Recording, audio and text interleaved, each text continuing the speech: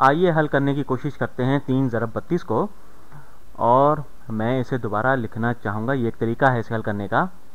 मैं जो बड़ा नंबर है इसे ऊपर लिखूँगा, ठीक। बड़ा अदद जो है 32 है और छोटा अदद जो है वो 3 है। और देखेंगे इसमें एक ही हिंसा है, तो मैं इसे इकाई की जगह पर नीचे लिखूँगा, ठीक, 2 के नीचे।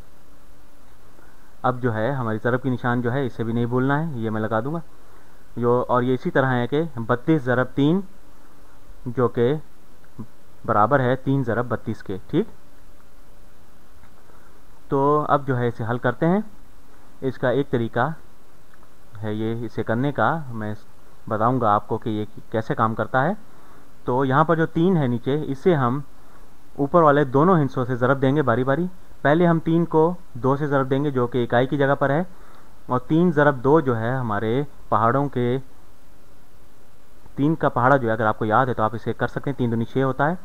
तो यहाँ पर हम नीचे लिख देंगे इकाई की जगह पर 6, और फिर आप ज़रब देंगे 3 को 3 से, 3 तिये 9 होता है। क्योंकि हमने दहाई की जगह पर इसे ज़रब दिया है तो दहाई की जगह पर हम 9 लिखेंगे, ठीक। और ये हमने इसे कर लिया है 32 ज़रब 3 जो कि 96 के बराबर होता है।